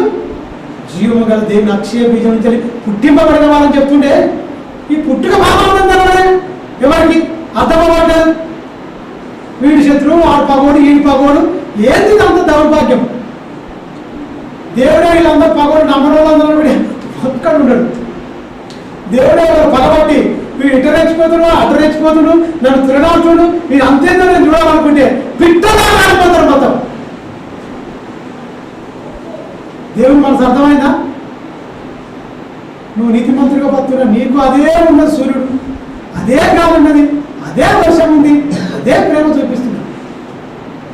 అనీతిమంతుడు అయినప్పటికీ మరి నువ్వు దేవుని ప్రేమ కనపరుస్తున్నావా? దైవం ప్రేమ కనపరుస్తున్నావా? మనం దేవుని ప్రేమ కనపరచాలండి. దేవుని అనాది సంకల్పాన్ని నెరవేర్చాలి మన బతుకుల్లో. అందుకని చెప్తూ ఇక ప్రగాపతిగా లాస్ట్గా ముగిస్తున్నాయి. క్లియర్గా ఈ మొదటి అధ్యాయం ముగింపు దశలో ఒక మాట చెప్తుంది కదా, నికరంగా మీరు ప్రేమితాలు ఏలయనగా సర్వ శరీరులు గడ్డిని కూరిన వారి వారంతమంతయు గడ్డి పువ్వులన్నది గడ్డి పువ్వులే ఉన్నది, గడ్డి ఎండును అందం చూసుకొని మిడిచిపడేది ఏం లేదు అంటే ఒకటే మాట. వాళ్ళంతమంతయు గడ్డి పువ్వులే. యవ్వన దశలో చాలా మంచిగా ఉంటారు, ముసలొచ్చే వరకు అన్ని జారిపోతాయి, తోళ్ళంతా ముడతలు పడతాయి, కళ్ళని మొత్తం ఏదో అయిపోతాయి, కాళ్ళు ఎక్కలేవు. ఒకనప్పుడు లేడిలాగా పరిగెత్తిన వాళ్ళమే, లేడి పిల్లలా గంతులు వేసిన వాళ్ళమే, పరుగులు ఎత్తిన వాళ్ళమే. అడుగు తీసి అడుగు పెట్టారని అమ్మ అయ్యా అయిపోయా. కళ్ళు చూసి దగ్గరకు వచ్చి చూసినా కూడా ఎవరు బిడ్డ అని చూస్తున్నాం. ఎందుకు పోల్చుకోలేము, మన బతికిగా పోల్చుకోలేము. దగ్గరకు వచ్చి గట్టిగా మాట్లాడినా కూడా ఏంటి ఏంటి చెవుడు వినపడితే అయిపోతుంది. మా అమ్మ పరిస్థితి అదే, అమ్మ తిన్నవా అంటే ఏంటి, తిన్నవా అమ్మ ఏంటి వినపడదు, అంతే ఏం చేయలేదు. ఒకప్పుడు విన్నదే కానీ ఇప్పుడు చెవులు వినపడకూడదు. ఇవన్నీ చెవులు వినేటప్పుడే వాక్యం వినాలి, చెవులు మంచిగా వినేటప్పుడే వినాలి. చెవులు కాక చెవులు వినపడకుండా చెవులకు అయిపోయిందనుకో ప్రతిదానికి మ్యానుఫ్యాక్చరింగ్ ఎక్స్పైర్ డేట్ ఒక టాప్ పెట్టుకున్నట్టు మన దేహానికి కూడా మ్యానుఫ్యాక్చరింగ్ ఉంది, ఎక్స్పైర్ డేట్ కూడా ఉంది. ఆ మధ్యన కాలం ఈ జనన మరణాల మధ్యలో అన్ని అవయవాలు పనిచేస్తాయి. కన్ను చూసేటప్పుడే వాక్యం చదవాలి, చెవులు వినేటప్పుడే వాక్యం వినాలి ఖచ్చితంగా. కాళ్ళు నడిచేటప్పుడు పరుగులు తీయాలి. ఏదైనా వినేటప్పుడు బలం ఉన్నప్పుడే అన్వేషిపోయిన తర్వాత ఎవరు రాను, ఆయన ఎవరు రాను మన దగ్గరికి. అందుకనే పేదలు గారు ఇంతకుముందు సందర్భం చెప్పిందిగా, నువ్వు ముసలోడు అవుతావు నాయన, నువ్వు ఎవరికి అందరికి చేయి తాపుతావు. అయ్యా ఏంది నా పరిస్థితి. అది అందమంతా ఏంటి, గడ్డి పువ్వులే ఉన్నది నాయన. ఆ గడ్డి పువ్వు నువ్వు సత్యం తెలుసుకోవాలి నువ్వు అని చెప్పాడు. ఆ కింది వచ్చాను ఏమంటున్నాండి, గడ్డి పువ్వు గడ్డి ఎండును పువ్వు రాలి పువ్వు ఉన్నది, గడ్డి ఎండును దాని పువ్వు మనకి కూడా అలాగే రాలిపోతాడు అని చెప్పి ఒక మంచి మాట అంటున్నాడు. అయితే ప్రభువాక్యం నీలో ఉంటే ఎల్లప్పుడు కోటాను కోట సంవత్సరాల జీవితం నిలిచి ఉండేదని చెప్తుంది. యాకోబు పత్రిక ముగించుకున్నాం. యాకోబు పత్రిక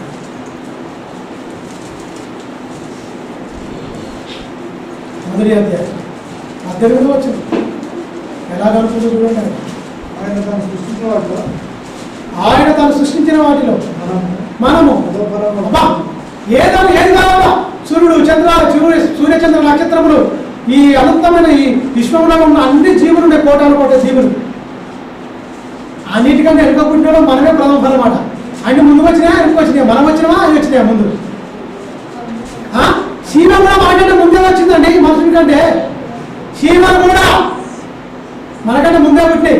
లాస్ట్కి వచ్చింది మనమే.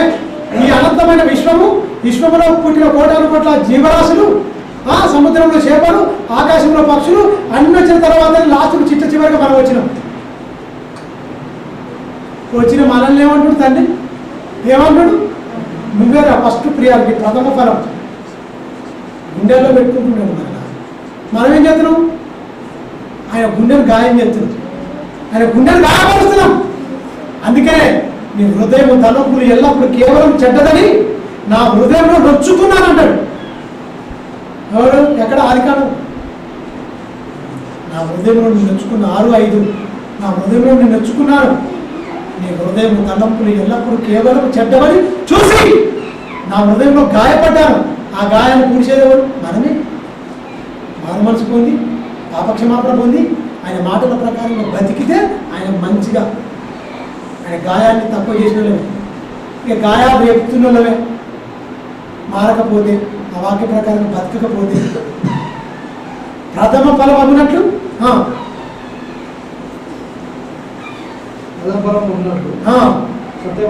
ప్రథమ ఫలం అన్నట్లు సత్య వాక్యం వలన మనలను ఇక్కడ కూడా తన సంకల్ప ప్రకారము కనడు. ఎప్పుడు ఆయన సంకల్పం జగత్తు పునాదేయబడక మునిపే, జగత్తు ఎంత రాకమునిపే ఆయన సంకల్పించాడు. ఈ అనంతమైన సృష్టిని నీ కోసం నా కోసమే చేసిండు. ఆయన కోసం ఏం చేసుకోలేదు, ఆయన కోసం ఆయన చేసుకుంటా ఏం చేసుకోలేదు, నిన్ను మాత్రమే ఆయన కోసం చేసుకుంటా. ఇదంతా నీవు నాకు, ఈ అనంతమైన విశ్వం ఇందులో ఉన్నది మొత్తం సమస్తము నీకే బిడ్డ. నువ్వు మాత్రం నా కోసం బతకాలి, నువ్వు నాకు అని చెప్తే ఏమన్నాడు, నీ కోసం నేను ఎందుకు బతా ప్రభువా, నా ఇష్టానుసారమైన భర్త, నా కోరికలు, నా ఆశలు, నా ఉద్దేశాలు నా ఇష్టం. శుద్ధ హృదయంతో ఉంటారు. వాక్యంతో మన కన్నాడు. సత్యవాక్యం వలన తన సంకల్పం ప్రకారంగా సత్యవాక్య ప్రకారం మన కన్నాడు. క్షయ బీజం నుంచి అక్షయ బీజం నుంచి కాదు. అందుకే నిరంతరం జీవించేవారమే. ఈ దేహానికి ఉంటుంది, ఇది మట్టిలో నుంచి వచ్చింది, మట్టిలోకి పోతుంది. ఆత్మ మాత్రం ఎక్కడి నుంచి వచ్చింది? ఆయనలో నుంచి. అందుకని మనుషులు ఇద్దరు తెలుసా, బాహ్య పురుషుడు, ఆంతర్య పురుషుడు, ఇద్దరు గురించి చెప్పాడు. బాహ్యం వేరు, ఆంతర్యం వేరు. ఆంతర్య పురుషుని చంపేస్తుంది, బాహ్య పురుషుడు కాదు. అంటే కోరికలను తీర్చుకుంటూ మన ఇష్టానుసారంగా మనం బతుకుంటే ఏమైపోతుంది? ఆంతర్య పురుషుడు దినదినము నూతనపరచబడుతున్నాడు పౌరుగా చెప్పిండు. మనమేమనుకోవాలి, నేను దినము నా ఆంతర్య పురుషుడు పురుషించిపోతుండు, నా బాల్య పురుషుడు బాగా ఎదుగుతుండు అని చెప్పాలి. అందుకనే పౌరు గారు అందరం చూసుకోవాలి. నా బాహ్య పురుషుడు దినదినము పురుషించినను, నా ఆంతర్య పురుషుడు దినదినము నూతనపరచబడుతున్నాడు. దానికి ఉండాలి మెరుగుతుంటారు. గమనించండి, సత్యవాక్యం ఉన్నాం అని కనుక్కున్నాం, వాళ్ళు పెంచుకున్నాం. మన ఖచ్చితంగా మనం శుద్ధ హృదయంతో ఉన్నాం. పరలోకం చేయాలంటే వాక్యము మన హృదయంలో నిలవాలి. మన క్షయ బీజం నుంచి కాక అక్షయమైన బీజం నుంచి దేవుని నుంచి మనం పుట్టినవారు. ఆయన పుట్టించుకుని తన కోసం మళ్ళీ జన్మ ఇచ్చారు. అదే నూతన జన్మ, అదే శుద్ధ హృదయం, అదే నవీన స్వభావం, అదే క్రీస్తు యేసునందు ఉన్నవాడు నూతన సృష్టి. ఆయన ఆత్మ ఉన్నవాడు, ఆయన ఆత్మ లేనివాడు క్రీస్తువాడు కాడు. ఎన్నో చెప్పింది. ఏమైనా దేవుడు తరలించుకోండి, ప్రార్థించుకుందాం. మాటలన్నీ మీ హృదయంలో ఫలించాలని మనసారా కోరుకుంటుంది. నా మాట ముగిస్తున్నాను. తరలించుకుంటూ ప్రార్థించుకుంటాం. పరిశుద్ధుడు కొన్ని విషయాలు నీ పిల్లలు చెప్తారు. మీ పిల్లల హృదయ అంతరంగంలో తండ్రి ముద్రించండి. మీ పిల్లలు ఉన్న లోటుపాట్లు ఏమైనా బలహీనతలు ఉంటే తండ్రి వాక్యం ద్వారా తీసివేసి ఉదక స్నానం చేయించి క్రీస్తు చేయించినట్టు తండ్రి వాక్యం ద్వారా ఉతకబడి ఆయన చక్కగా తండ్రి స్వీకరించి హృదయాన్ని అంతరంగాన్ని శుద్ధి చేసుకొని నీ మాటలు తండ్రి అయ్యా మీరు మెచ్చేటట్టుగా మీరు నచ్చేటట్టుగా మా బ్రతుకులను వాక్యానుసారంగా కట్టుకుంటూ తండ్రి మీ చిత్తాన్ని సంపూర్ణంగా ఎదిగిన వారిగా జరిగించేవారిగా మమ్మల్ని అందరినీ బలపరిచి స్థిరపరిచి సత్యానికి సాక్షులుగా నీ సన్నిధాన వర్తనలుగా నిలబడి నీ సన్నిధి క్రాంతి మా మీద ప్రకాశింపజేసి తండ్రి నీ సన్నిధాన వర్తనలుగా నిలబెట్టమని బలపరచమని నిండు మనసుతో వేడుకుంటూ మహిమ ఘనత ప్రభావం నీకే ఆరోపిస్తుంది. నీ కరుణాహస్తాలకు నీ బిడ్డలమైన మమ్మల్ని మా కుటుంబాన్ని అప్పగించుకోండి. క్రీస్తునామని ప్రార్థన తండ్రి. ప్రేమ కుమారుడైన యేసుక్రీస్తు సదాకాలం మనందరికీ తోడైంది నడిపించి సర్వసత్యం నడిపించి సత్యము ప్రతిష్ఠించును గాక. ఆమేన్.